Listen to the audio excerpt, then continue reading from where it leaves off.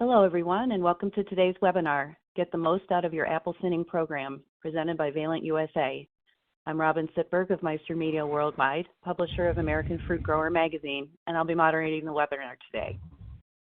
All right, but before we begin, I'd like to introduce today's speakers. Allison Walston is the Product Development Manager for Insecticides at Valent USA. She's a graduate of the University of Kentucky, where she earned a bachelor's degree in agricultural biotechnology, and of the University of Wisconsin-Madison, where she earned a master's degree in entomology. Allison is based in Oregon. Greg Clark is Senior Field Market Development Specialist for Valent USA. He's based in Pennsylvania, and he has master's and doctorate degrees in plant pathology from Pennsylvania State University, and he has worked for Abbott Laboratories and then the Valent Group of companies for 30 years. Eric Ott has served in the role of Field Market Development Specialist for Valent USA for almost 15 years. Prior to his career at Valent, Ott was a researcher at Michigan State University. He earned both his bachelor's degree in agronomy and a master's degree in weed science from Purdue University. So they have a lot of information to share, and we'll let them get started, and I'll turn it over to Greg. Thanks, Robin, for the introductions. As the title suggests, we want to help you get the most out of your apple thinning program. So to do that today, we'll first cover some of the basics of fruit thinning, and then we'll look at the tools that are available and how they work and how they can be used in a comprehensive thinning program. Then we'll have an opportunity to introduce a new tool from Valent that we believe will be another way for you to get the most out of your thinning program. So let's get started. So what is fruit thinning? So this is very basic, but obviously the answer is the removal of excess fruit to achieve horticultural and economic goals, especially related to improving fruit size and quality. Given the picture on the left, we can see the incredible capacity of trees to produce fruit, but we know that only 7 or 10% of the flowers need to be set in order to achieve a satisfactory yield. So we're really looking for things more like on the right-hand side of this slide, where you have nice spacing between the fruit. The tree's got lots of resources to develop each fruit to really good fruit size and lots of spacing to ensure good color development too. So let's think about some of the basic principles of thinning. This is a quote from Duane Green from a few years ago that just states how important thinning is. It's one of the most important activities that an orchardist can do. It has very obvious impacts on fruit size and yield and the quality of this year's crop, but also has the potential to impact return bloom. So it has, implications for next year's crop too. We always have to remember that thinning is a program, not a product. It's not a single shot in the dark kind of thing, but you got to think about your thinning as an entire program. And it starts even with the training systems you choose and maybe the amount of winter pruning that you engage in. And really the program approach assumes that you're going to use the whole thinning window, all the way from bloom to petal fall to the fruitlet timings in order to accomplish your goals. And there are a number of good tools for the job. We have a number of chemical thinning products that I'll review very quickly here and approaches for using them. And then there are other resources that can help as well. There have been developed recently a number of good models and guidelines, something like the pollen tube growth model or the carbohydrate thinning models and others, and we'll touch on those briefly. So the benefits of fruit thinning are obvious. We want well-colored, nice-sized fruit like in the upper left. We want to avoid the small, poorly colored stuff. Up in the upper right, this is not good, of course, puts a lot of stress on the trees. Limb breakage is a problem, can be catastrophic, as you see down in the lower right, where heavy winds and heavy crops can, take out whole rows. And the middle bottom is an indication or an example of the biennial bearing cycle that you could get in, where a tree cropped too heavily one year just does not return in the following year. So we know why we need to thin, and we got to do a good job at it.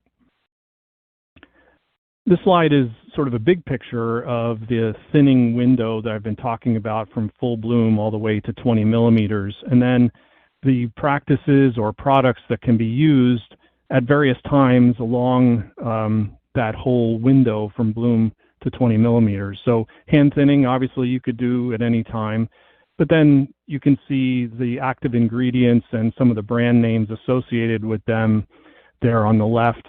And then the horizontal bars represent the timings for those products, and the dark portion of each of those horizontal bars is there to sort of represent the optimum timing for that particular product. So let's say the NAA products, for instance, Pomaxa, you can see that would be a good product to use at petal fall. That's where the bar is darkest there.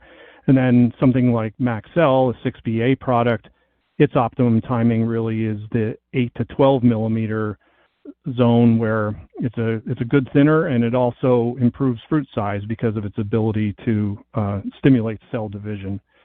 So you can see in a broad scope here how things, the various options that growers have. In a few minutes, we'll introduce that ACC product, a seed, and you can see in this case, this is a product that we think will best fit out in the 15 to 20 millimeter timing within this window. So we'll get into that much later. All right, so let's briefly look at some of these thinners and their modes of action. We'll start with the caustic thinners, and these are things like ATS or lime sulfur or oil. These thin by disrupting the floral parts and preventing successful pollination and fruit set. Now we'll get into some of these other active ingredients more in the fruitlet thinning portion. So what you'll see in the next several panels is the active ingredient and then some of our brand names that are associated with that and their modes of action. So in this case, 6BA, our product here is Maxell. This plant growth regulator promotes bud break and shoot growth. So it increases the competition between the fruitlets and the shoots.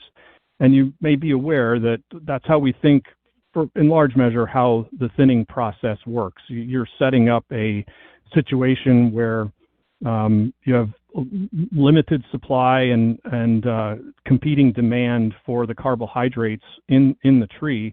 And when that balance gets out of whack, in other words, a lot more demand and not enough supply, then the tree starts to shed fruit in order to bring things back into balance.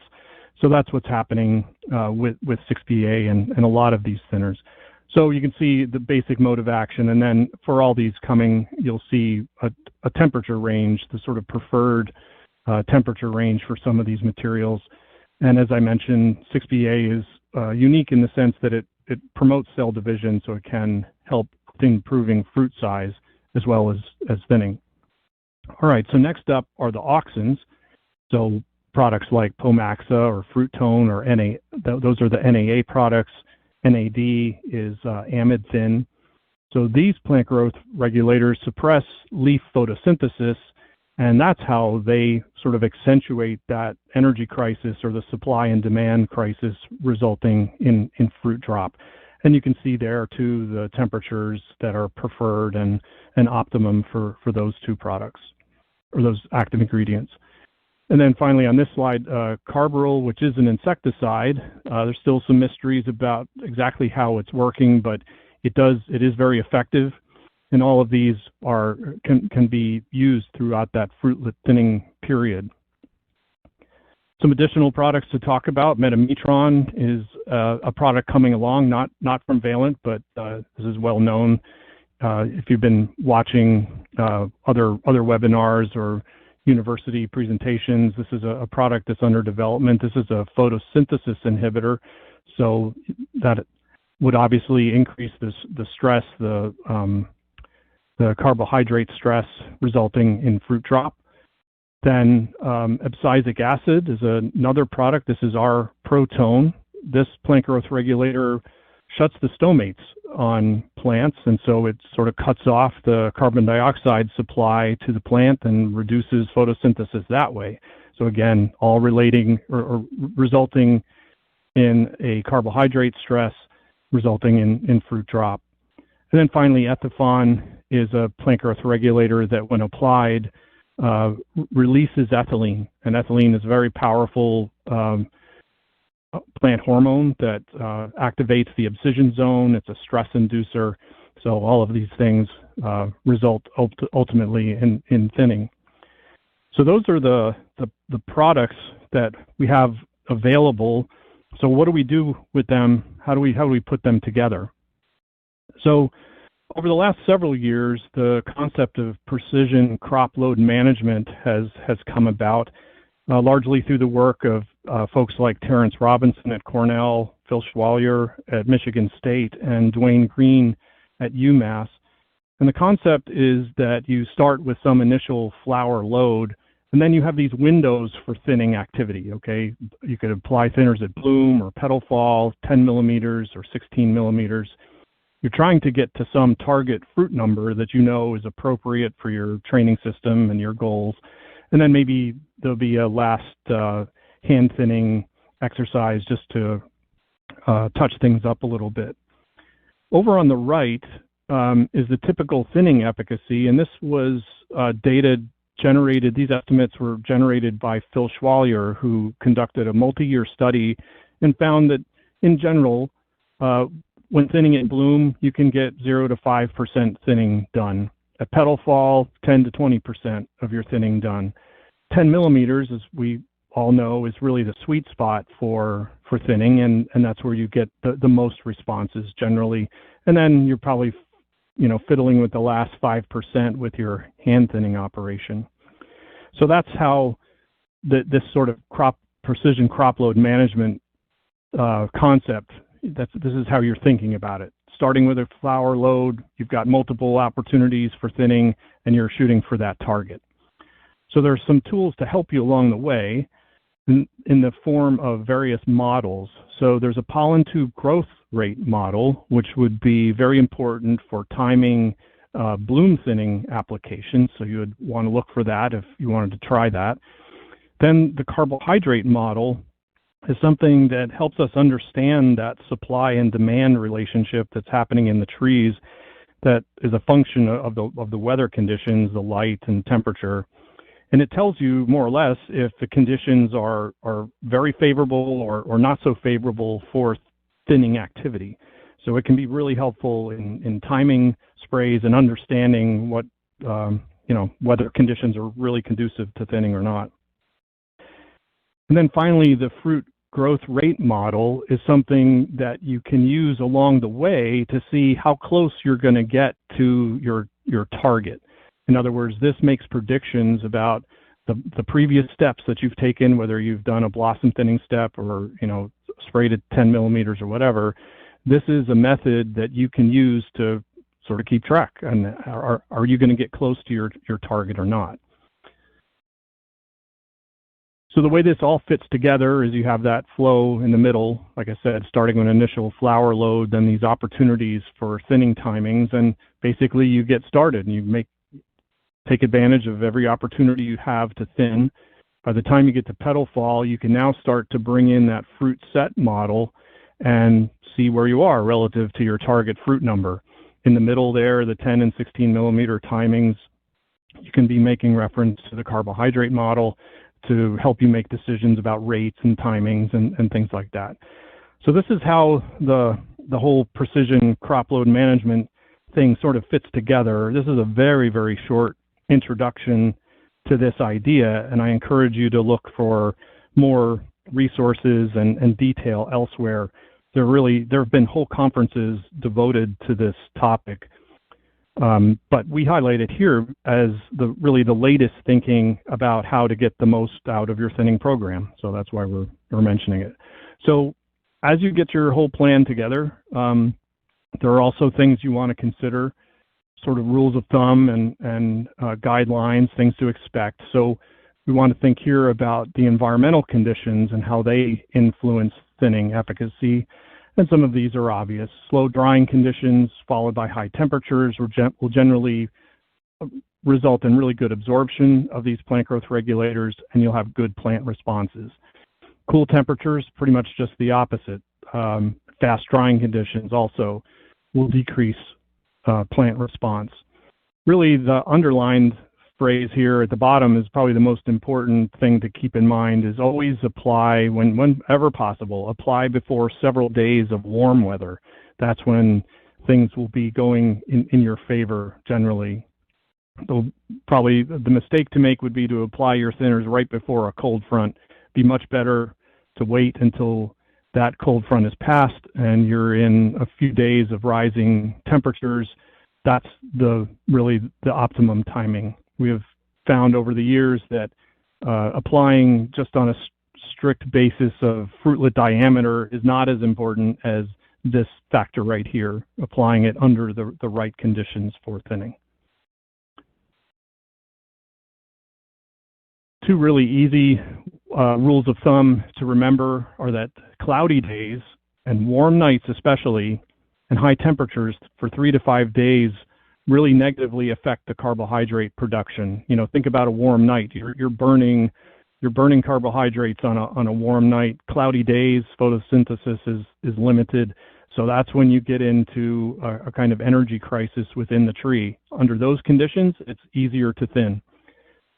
Opposite that, when you have real sunny and cool days and cool nights, you got lots of photosynthesis happening, not a lot of burn during the night. And so under these conditions, the tree is going to have, things well balanced. It's going to have a nice supply for the demand that it has. And so it'll be very difficult to thin under those conditions. All right. So that's sort of the basics that I wanted to cover. Just again, reminding us of the basic concepts of thinning, why we're thinning in the first place. We've looked at some of the tools, the active ingredients, and some of their unique features, and then how to start to think conceptually about a whole program approach to your thinning so that you get the most out of what you're doing. So now I'm going to turn it over to my colleague Allison, who will introduce seed for apples, and I think you'll find that this also can be another useful tool as you develop your thinning program. So Allison? Thank you, Greg. So I get to talk about Valent's new plant growth regulator, Acede, and how it meets unmet needs in apple chemical thinning. So previously, as Greg had shown in some of the slides, the 10 millimeter timing was the primary target timing for thinning. Well, now with Acede, we have something that can go into a later application timing. So looking at 15 to 20 millimeters. There's a narrow window because your fruit is growing really fast. So you want to make sure that it is being able to do that. I have lost internet and I can no longer see the slide set. So I'm going to have to reconnect and turn it back over to Greg. Okay. All right. I got you, Allison. No problem.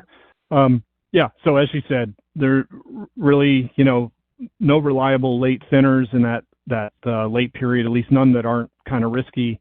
You do have a narrow window to address this. So fruit is growing fast and getting away from you. The weather can be unpredictable. Carbohydrate balance, as we talked about, can be a factor. All of these things can interfere with the plan that you have in place. Most thinner responses strongly dependent on climate, as we've been talking about. And of course, you don't want to be in a situation where you're having to do a lot of hand thinning given the labor costs and some of the difficulty associated with labor. So anyway, we're introducing Acede. We think this, as the slogan says here, we're expanding the thinning window for apples, and we see this as a very useful tool for late thinning. So Acede contains a naturally occurring non-protein amino acid and is the precursor to ethylene in all plants. So this is everywhere. It's in your salad that you're having for dinner. Ethylene affects many plant development processes, including fruit drop, fruit coloring, and fruit ripening. And we're registering a seed, or a seed is registered and intended to be used for crop load management as a late thinning option for apples. And it's the first of its kind chemical thinning solution with a naturally occurring active ingredient for peaches and nectarines. We're not going to talk about peaches and nectarines today. There'll be other opportunities for that. Today we're focusing on apples. Allison, let me know if you're back. I am back. But, I'm so sorry. Take it. All right. Thank you so much for holding the fort there. Yes, I live in rural Oregon, and we don't always have reliable internet. So I'll go over what the seed PGR specifications are, and you'll find this on the label. The active ingredient is ACC, and in a couple of slides, we'll talk about where that fits in the metabolic pathway for ethylene, as it is an ethylene promoter. The current formulation is a 10% liquid concentrate. The registration has been federally approved on apples, peaches, and nectarines, and we are registered in all the states, but always make sure and double check your local state registrations before use. And then for all you chemistry people, and here is the chemical structure down at the bottom of the table. So what does ACC do? So ACC synthesis and metabolism in the plant. And with this liquid formulation, it gets into the plant and quickly converts from ACC, the active ingredient, into ethylene. And it uses the plant's natural chemical biopathways to be able to do that by oxidizing through enzymes. And so ethylene is generated after that application of a seed. And this stimulates and accelerates flower and fruit drop in apples, peaches, and nectarines. Ethylene also sends signal triggers for seed abortion and activation of the abscission zone at the base of the fruit stem. So the good part is that because this is a natural plant growth regulator, a seed does not leave any residues, so therefore it is tolerance exempt. And what results from all of this is reduced labor expenses needed for hand thinning. And so in this next slide, we have the chemical biopathway here at the top middle, and you can see that the big green arrow showing where ACC, the active ingredient, is in this. It gets broken down through natural plant biopathways into ethylene. And on the right are seed-treated applets. You can see at the top right where the little seeds have started to degrade. And then at the bottom two pictures above the seed treatment, you can see where you left that fruit cluster with just one apple, and all the other little applets have fallen off and abscised. The fastest we've seen this is 3 days. On average, it can last 7 to 14 days, just depending on the weather following the application. And then on the left, for the comparison, is untreated, where you can see the entire fruit cluster with multiple little fruitlets, and then a cut open fruit where the seeds are still viable. In comparison to other products like Ethifon, a seed is reliable and a consistent fruit thinner. And when we have temperatures that are warmer and even considered hot, from about 77 to 95 degrees Fahrenheit, the ethylene from a seed is still within the natural biopathways of the plant, so it's not producing any more ethylene than the plant can produce. It's not an overproduction. Where with ethylene, it's released by Ethifon, so it's being generated, and then that's temperature dependent. So the hotter the temperatures, the more ethylene you see in other products like ethylene.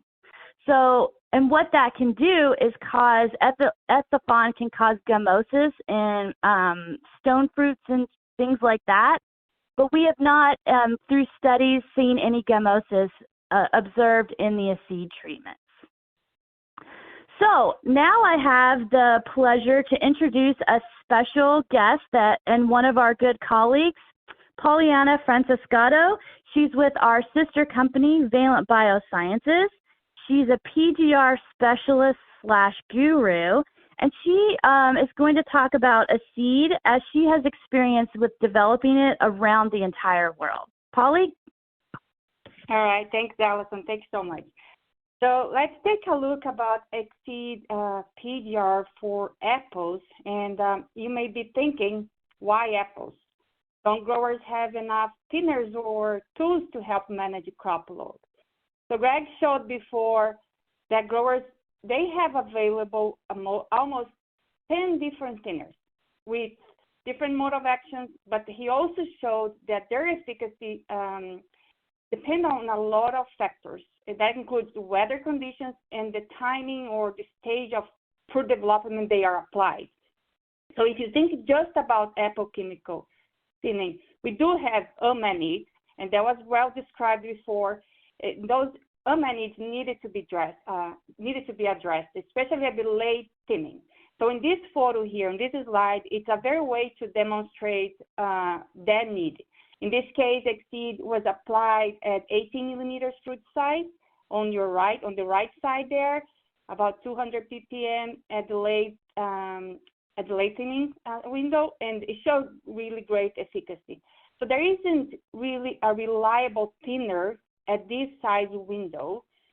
As seen in the previous slide, most thinners available, they work best at the sweet spot, a 12 millimeter size, and usually they lost their efficacy, or they usually lost their efficacy if they're applied at the later stage. So there is a need there.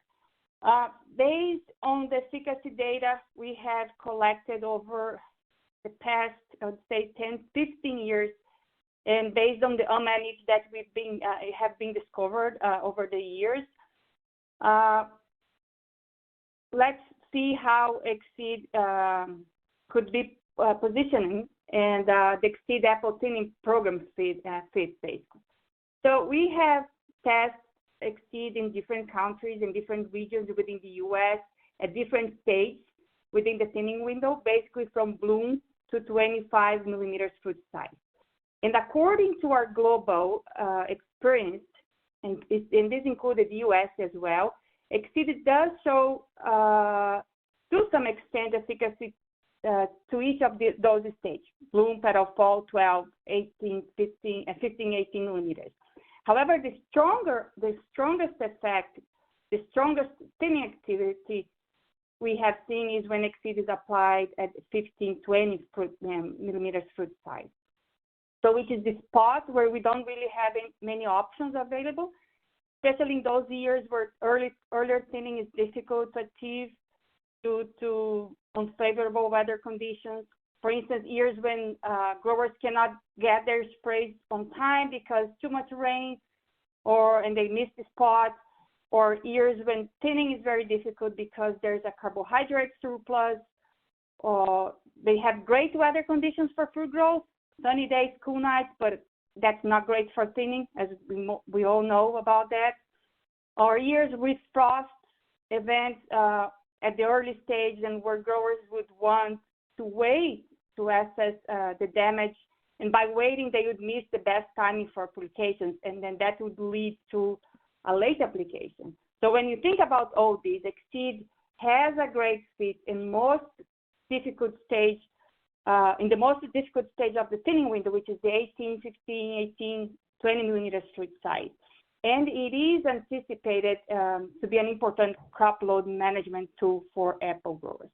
And if you think, that can be even more important when you think about the labor shortage and increased labor costs. So these are problems that are not just faced by the U.S. growers, but all growers around the world are facing and having to deal with this. So the more tools, the more thinners they have in their toolbox to reduce the need for hand thinning to achieve their desirable crop load, the better, right? So let's see how to use Exceed during the thinning window now. So use Exceed in a program with Pomaxa or Maxell. I think this slide has a better way to show. So although the photo showed before where you have Exceed versus untreated, demonstrate the effect of Exceed when applied alone during the thinning window, it doesn't mean that growers will substitute all the tools they have available for early thinning, for the early thinning window, to a late thinner option. Absolutely not. We don't want that. It's very clear, Greg pointed out those great benefits from early thinning, size, quality, return bloom, and many other factors. So growers should continue their chemical spray program as usual if all factors, especially the weather conditions, are in favor to the application. And they should be using Exceed as an extra tool. So they would continue their bloom application, petal fall 8-10 millimeters spray, and then if there is a need to extra thinning, they would be using Exceed at the 15-25 fruit size. You may be asking me, why not 20-25? Well, in the U.S., we've seen more efficacy at 15-20 millimeters fruit diameter. If you go to countries like Brazil, they are seeing even better efficacy at the 20-25 millimeters. So that's going to depend really on the region. So Exceed is not a standalone product. It's in fact an extra tool that's available to growers to precisely adjust their final desirable crop load. So now I'll turn over to Eric, and Eric is going to show us some of the efficacy data. Thank you. Thank you, Polly. So we'll start by going through the Exceed apple performance data. I know a lot of you on the call probably want to hear about some of the peach performance data, but we'll save that for a different time. The Exceed label allows for one application of between 200 and 400 parts per million in apples. This graph shows percent fruit set reduction as a function of Exceed concentration across multiple trials when Exceed was applied between 18 and 20 millimeter king fruitlets. In general, the higher concentrations of Exceed provide better thinning, but is still effective at the 200 part per million concentration.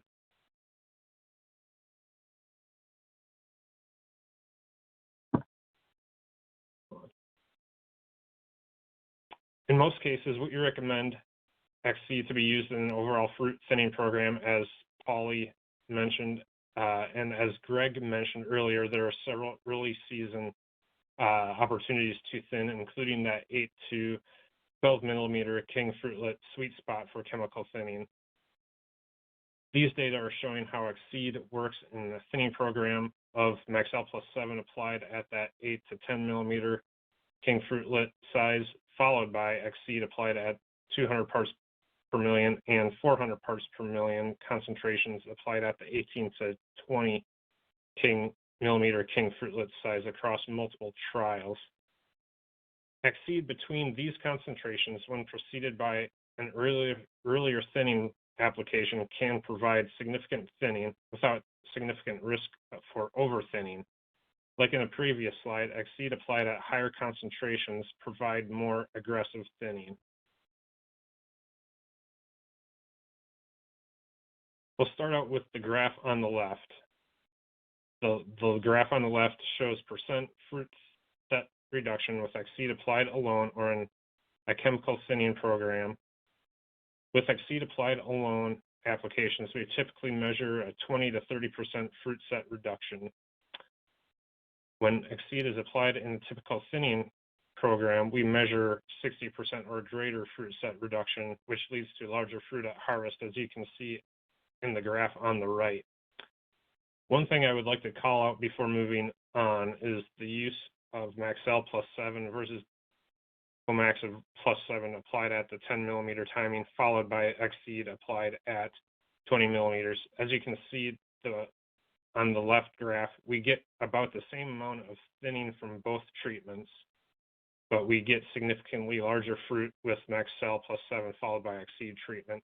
And as Greg mentioned earlier, Maxell has been previously shown to increase fruit size beyond the direct effect of thinning alone.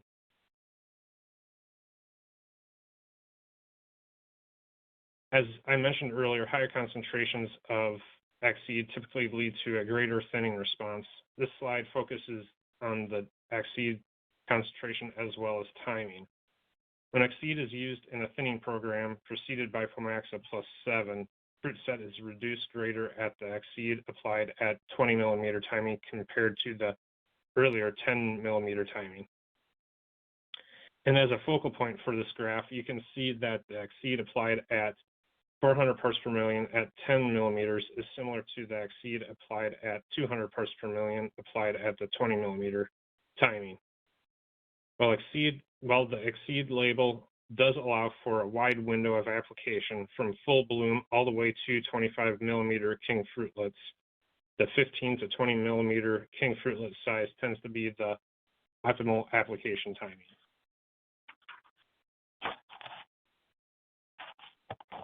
One question that we frequently ask ourselves and have been asked by researchers, retailers, distributors, and growers alike is how selective is Exceed in thinning apple fruitlets? Was it selective or non-selective? Good news, Exceed turns out to be selective, and the smaller fruitlets tend to have size and the larger fruit tend to persist, which is exactly what we want. As Greg mentioned earlier, one of the reasons for thinning fruit was to have larger fruit at harvest. When summarized across multiple trials, we typically measure a 5 to 10% increase in fruit weight when Exceed is applied at 200 to 400 parts per million at that 18 to 20 millimeter king fruitlet size compared to the untreated check. One thing you might observe in your orchard after an Exceed application is that there are some minor leaf yellowing and eventual leaf drop that occurs. This is a frequent observation and will depend on variety, environmental conditions, as well as Exceed concentration applied. However, when Exceed is applied according to the label, this leaf yellowing and dropping is very minimal and has no detrimental impact on the tree or the crop. The row on the left is a Gala row that was treated with Exceed, and the right row is a Granny Smith row that was not treated with Exceed in Washington State. And with that, I'll hand it back over to Greg. All right, thanks, Eric. Now we're going to get down into the nitty-gritty of how to use a seed and some best practices. So let's take a look at some of these label directions and standard kinds of comments. So first, this slide summarizes what we've been talking about, that for apples, the seed should be applied in this rate range of 200 to 400 parts per million, and you can see the fluid ounces there, 23 to 46 fluid ounces in 100 gallons of water. On the label, you'll see a helpful little table to give you some mixing instructions. In terms of an adjuvant, we do highly recommend the use of a good non-ionic surfactant with a seed at a rate of 1 pint per 100 gallons has seemed pretty good. So be sure to include that to enhance absorption, and anything you can do to improve coverage is always good. Timing, as we've been saying, can be applied from 8 to 25 millimeters king fruit diameter, but we find that it's most effective when king fruitlet diameter is in that 15 to 20 millimeter stage. And as Allison mentioned earlier, a seed is exempt from tolerance. It's a naturally occurring compound, so no problems there for MRLs. All right, so if you were a first-time user of a seed, this is a little bit of a recipe book for that. We would suggest that you probably try to target 15 to 18 millimeters. We always know it's hard sometimes. You make a decision and then a day passes or whatever. So try to be in that 15 to 18 millimeter stage rather than the 20 plus millimeter stage. So 15 to 18 would be a good timing to target. As was mentioned, the rate range is 200 to 400 parts per million, but maybe to get started on some of your own blocks, maybe choose the middle of that range, 300 parts per million, which is about 34 ounces. And don't forget a good non-ionic surfactant. We do notice, of course, that increased fruit drop in cloudy weather or temperatures below 37. So in cloudy weather, this is related to that carbohydrate kind of balance that we were talking about earlier. And then, temperatures below 37 could induce some stress that also can stimulate some ethylene production too. So we got some watch outs about low temperatures with this product too. For coverage is essential like all plant growth regulators. We say this often with our products, so make sure you're getting good coverage. You've got a good match of your equipment and your spray volume to the trees that you're trying to treat. Target the upper third of the canopy. That's where the fruit tend to hang tighter and probably where you need a little bit more thinning. And anything you can do to spray or encourage slow drying time, the better. So very early in the morning, maybe with a little bit of a dew in your favor, or late at night. That's optimum for getting good absorption of this material and your best chance for good results. And according to our results over the years, you should expect something like 25% thinning, but your mileage may vary as you get used to this on the varieties and situations that you have. So some other best practices for product handling: do store the liquid material between 45 and 80 degrees. And after you've opened it, please store it above 55 degrees. We've done limited compatibility sort of work, so we know that it's good with Quash and with Luna. No mixing problems there or any problems with stability.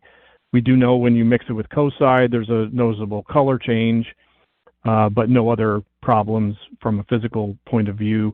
And of course, typical language here: compatibility and performance with all of the various combinations of products that are out there. We haven't done all that work, so proceed with caution and use your own best practices for making sure you've got physical compatibility and things like that.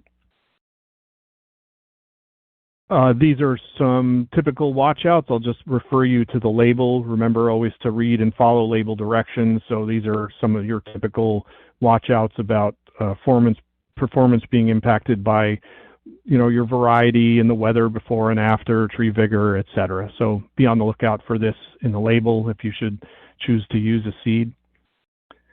And here's just another summary. As we've mentioned, this is the active ingredient is this immediate precursor to ethylene in plants. We've talked about the formulation. In this case, we're just talking about apples. You can see the target ranges for timing and rates. Just another way to summarize all that information for you. In terms of rain fastness, do allow 8 hours of drying time whenever possible. And then again, until we have additional information, that's sort of our default. And remember the NIS, the non-ionic surfactant. All right, so I do want to alert you to a formulation change that will be coming with this new product. So in 2023, the limited commercial sales of the liquid formulation are ongoing. But at the same time, you may know from contact with other Valent folks that we have a demo program going with a new soluble granule material that you can see there on the bottom. And this is a 40% weight by weight material. So these two things are happening at once: the commercial sales of the liquid formulation, the demo program. Be in touch with a Valent person about that. But then in 24, we anticipate going to 100% commercial sales of this new soluble granule. And in fact, state registrations are all already underway, and you may have seen some hints of that in your own regions. All right, starting to wrap things up here, just want to remind you of where the benefits of a seed that we see as a new crop load management tool for apples, peaches, and nectarines. We think it can help you deliver effective crop load management, allows for less labor for hand thinning, and ultimately improves fruit size and the efficiencies of your operations. As Polly had reviewed, we see a seed fitting into the the whole Valent apple portfolio very nicely when you consider the whole span from full bloom out to 20 millimeters or so. We have lots of very effective products along the way. We see a seed being just another helpful addition to a whole program approach to thinning. And with that, I'd just like to wrap up with this slide. All of Valent's plant growth regulators, when you look at it this way, sort of across the whole season, Valent offers bud-to-box solutions, really, to help you grow the best fruit possible. And we're proud to be able to include a seed as part of this broad portfolio. So with that, my comments are done, and I'll turn it back to Robin. All right, thank you, Greg. We're open for questions, so go ahead and type a question in and submit it if you have one. We have already received quite a few already, so we'll get started. And the first one, I guess, Greg, since you're on the hook, I'll ask you, and it's, would a seed be a better choice than Maxell under cooler conditions?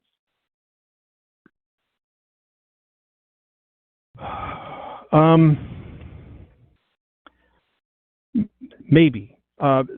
Allison talked about the temperature-related effects of a seed, and we have seen in some detailed studies that the release of ethylene under cool conditions is pretty good. So it may be. It's just not well tested yet, but we may find that it's a little more flexible for those low temperatures. Of course, that would be a concession. We always want to try to find optimum temperatures, but I guess I would say possibly, but really to be determined in any kind of detail. Okay. All right. Eric, I'm going to move on to you. Our next question is, can you tank mix chemical thinners with other classes of chemicals like insecticides and fungicides? Yeah, so good question there. So the short answer is yes, but there's a lot of things that you have to keep in mind when you start tank mixing crop protection products like insecticides and fungicides with chemical thinners. Like the pH range of the solution, are you keeping that within range of the label for the PGR? Timing is key, and the placement. A lot of the PGRs for chemical thinning wants you to target the upper half of the tree or the upper 2/3 of the tree with most of the volume compared to the fungicides when you're trying to target the whole tree, and just overall physical compatibility. So the short answer is yes, but the long answer is you're going to have to do your homework on that. Okay. All right. I'm going to, follow up with, this is kind of a question similar to what was asked before, but it's more general. When weather conditions are cool and damp, what would you recommend to use to get the fruit to thin? And that one's for Allison. Okay, so cool and damp, that's what we call Oregon sunshine. Cool, as long as it's cool and not frosty. When it gets frosty, you definitely want to reevaluate what you're doing and if you're going to spray a seed and things like that. Cool is fine. Damp is fine. Then you could spray in the morning and get a really nice slow drying time. But rain immediately after is not ideal. So damp but not rain. Okay. And then so check the weather both first. of those imply that it would be cloudy, and so cloudiness can also impact the amount of thinning. So you could get more. So when you have those type of conditions, you want to reassess the rate that you're going to use of a seed. Okay. So you're saying probably less of a rate when it's cooler and damp. Yes, because if it's cloudy and on the cooler side of cool, you're going to get some really nice thinning. Okay. All right, thanks. And I have another question for you, Allison. I know Maxell has a built-in surfactant. Is this the same with a seed, or do you need to add a surfactant to the tank when using a seed?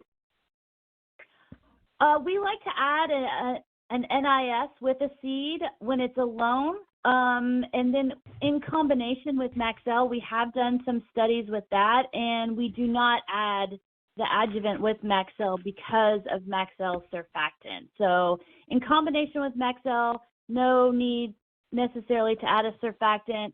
Alone, yes, a seed with an NIS is much stronger. All right. Well, thanks. Greg, we're moving back to you. If we apply only 80 gallons per acre, how much does this change a seed's effectiveness?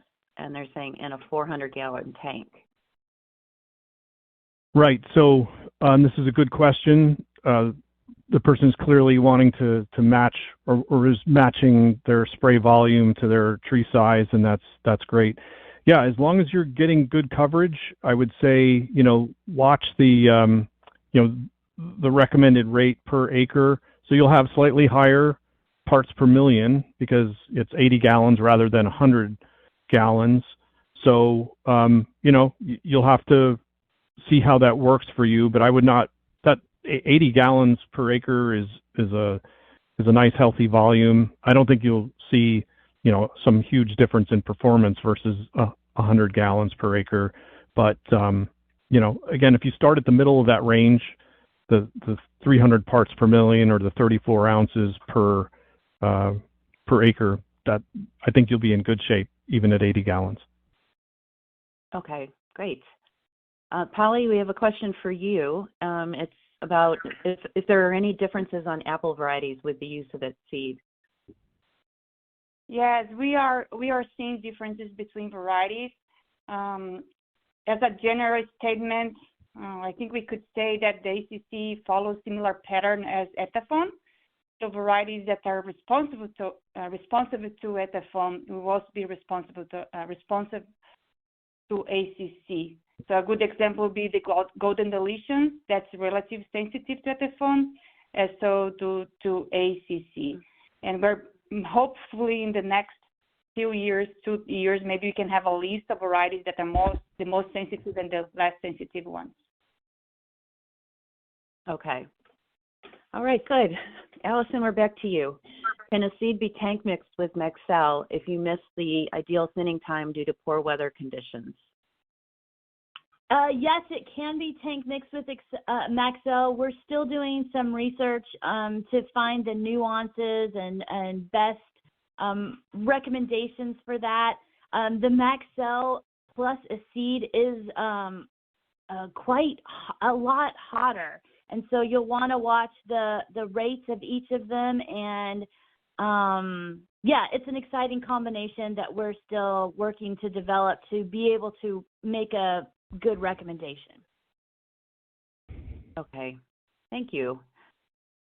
Okay, our next question is for Eric, and it's, are you selling a seed for peaches and nectarines? So the short answer is yes, Exceed is available to purchase for use in peaches and nectarines. The long answer is a lot of the focus has been on apples, at least in the majority of the country, since a lot of the same varieties are grown in all of the different apple growing areas, whereas peaches and nectarines, the peach varieties that are grown in Southern California are not the same that are grown in the Midwest and the Northeast, and the same as the Southeast. So the short answer is yes, Exceed is available for purchase and use in peaches. We are still monitoring. Well, we're working on working with several growers and with the experimental use permit that we had a couple of years ago and the user experience this past year and going forward this upcoming year. So yes. Okay, good to know. I'll stick with you, Eric. Can I get away with treating every other row in my orchard? So I would recommend against doing that, just from the standpoint of with Exceed. coverage is key. So as Greg mentioned, the 80 gallons per acre, we want to have good coverage since the Exceed has very limited translocation, and so we want to get good coverage, good thorough coverage. Okay. All right, Greg, we've got a couple questions that come in for you. One is, are you moving away from the liquid formulation, and if so, why? Yeah, so when Valent evaluates sort of our long-term strategy for formulations, whether it's a liquid or a solid, we consider a bunch of different things, especially related to storage conditions that may exist, in distributor warehouses and as well as at the farm level. And so we know that the liquid Aceed is a great product, but there were enough indications of some long-term stability issues that told us that really a dry formulation would be the better option going forward, especially given the storage environments that Aceed is likely to encounter out there. So for that reason, we decided to transition to the granule formulation. Okay. And this next question is very similar, but will Valent continue to sell both the liquid and granule formulations, or are you going to choose one? Sounds like you're choosing one. Right, we are. And we anticipate that in 2023, the liquid will be for sale, and the soluble granule will be available in a very limited demo kind of program. But then in 2024, we anticipate that will be 100% of the soluble granule formulation that will be for sale. Okay.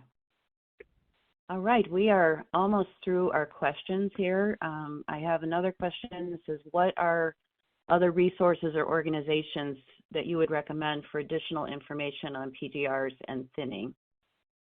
And I would say, yep, I'll take that. I would say just Google precision crop load management, and a bunch of stuff pops right up, and you'll get right to a number of presentations and webinars and resources that'll help you if you've got more questions about all that. Okay. And Allison, we have one final question, and I'll just point out to the audience that the QR code is up on the screen for your CEU credit. But Allison, I have a final question, which is, why is Aceed tolerance exempt for MRLs? It's a natural occurring plant product, and so it breaks down within the natural plant biochemical pathways. So it's just a naturally occurring product. So those are always tolerance exempt, and you don't have to have an MRL, because if they tried to find it, they would find it in most plants. So that's why. Okay, perfect. All right, well, we're right on time, so I'm going to go ahead and wrap up the webinar. And as a reminder, you can always view an on-demand version at the same link you used to get on today, or you can find it at growingproduce.com/webinars to get to the link. I want to thank everyone for joining us today and for taking time out of your valuable springtime crop growing. And thank you so much to our speakers and to Valent USA for making the webinar possible. So have a great day.